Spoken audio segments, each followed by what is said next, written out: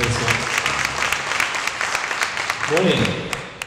Morning. Put up your hand if you know of or assume that there is anyone in the world that is exactly like you. Like exactly like you. There you go. So my whole current state of existence exists on that fact. There's no one like you. There's no one who thinks like you, no one who likes what you like, exactly like that. There's no one who appreciates things the way you appreciate things. It's very, very unique and specific to you.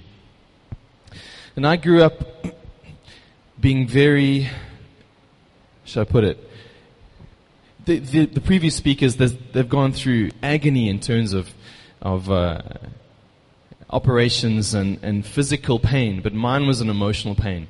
And I grew up teased at school, and quite a hunched over kind of character, and nothing much in my perception of myself. But eventually I started to come out of my shell a little bit, and I had this realization around about 2006, 2007, just before the recession hit. I was in Dubai already. I came to Dubai in 2002. And I realized that there must be some reason why we are so different. There must be some reason why there's a uniqueness to me and who I am.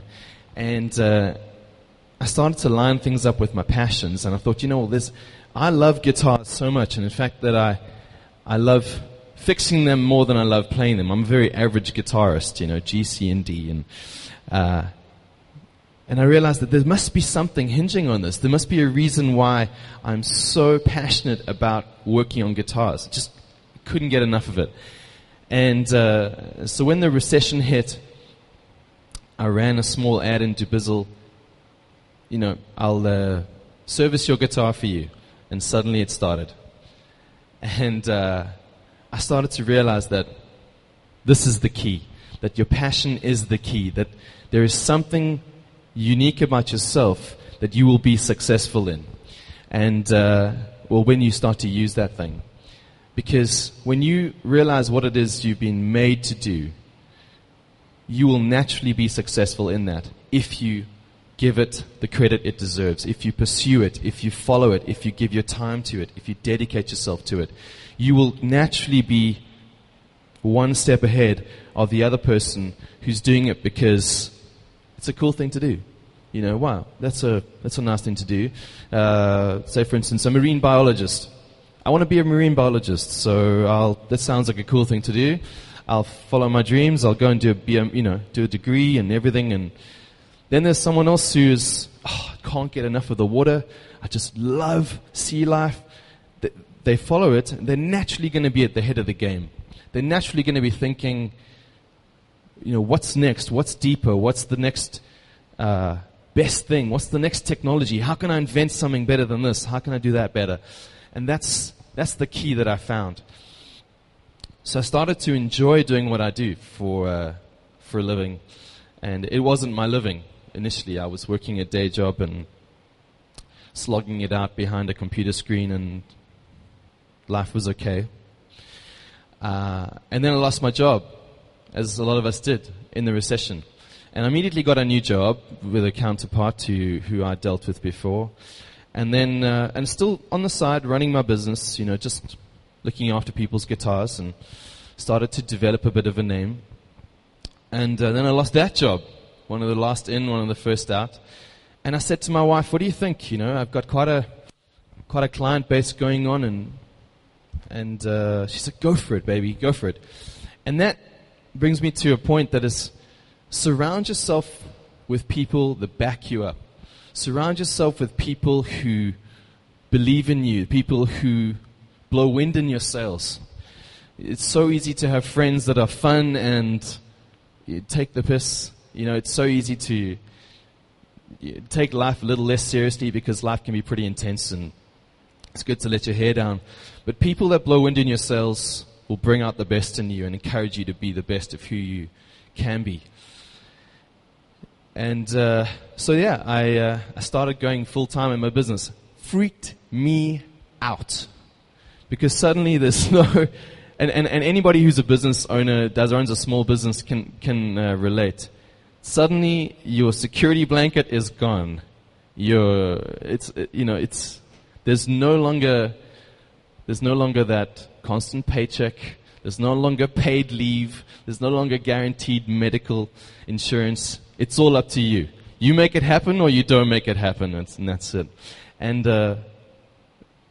that became part of the gym too, because it unlocked a desire to perform, a desire to be bigger, desire to be stronger, desire to be better. And when you do that, people feed off it. And there's a natural draw of a customer base. There's a natural draw of people that want to be associated with what you do.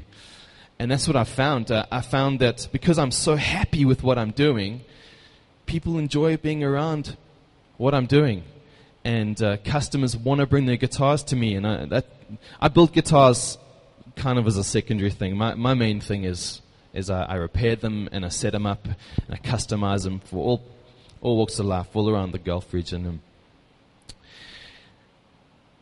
And people start to come to you when they realize how passionate you are. I mean, I can see Marcus. I just met Marcus this morning face to face.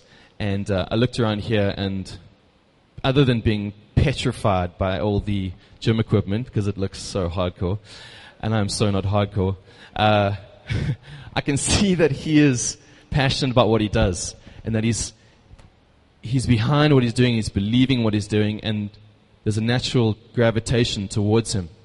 If you want to change your life around, and be better and be stronger, he seems like the right guy.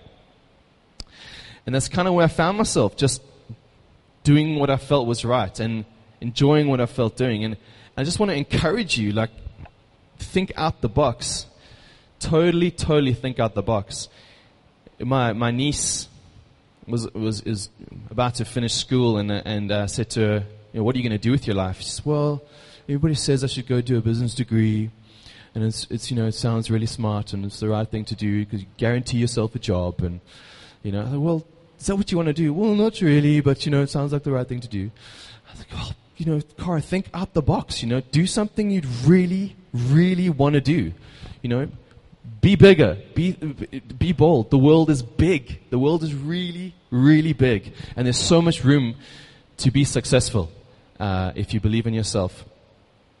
And she dropped out of business school, by the way. She didn't do it, so she should have listened to me. And just to sum it all up, as I was sitting here, I was reminded of something my stepdad said to me way back. I was 13, I think. And I wish I'd listened to him. Other than put 10% of your income away every month and save your money. I didn't do that either. I would have listened to that. But he said, Ramsay, success isn't how much money you make. Success isn't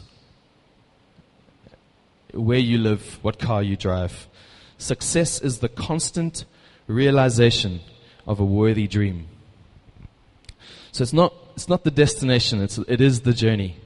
It's taking stock of everything you do along the way, enjoying every moment of what you're doing, every discovery, every mistake, learning from everything you do.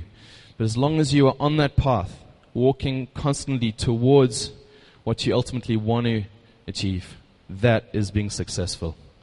So that's me. Thank you.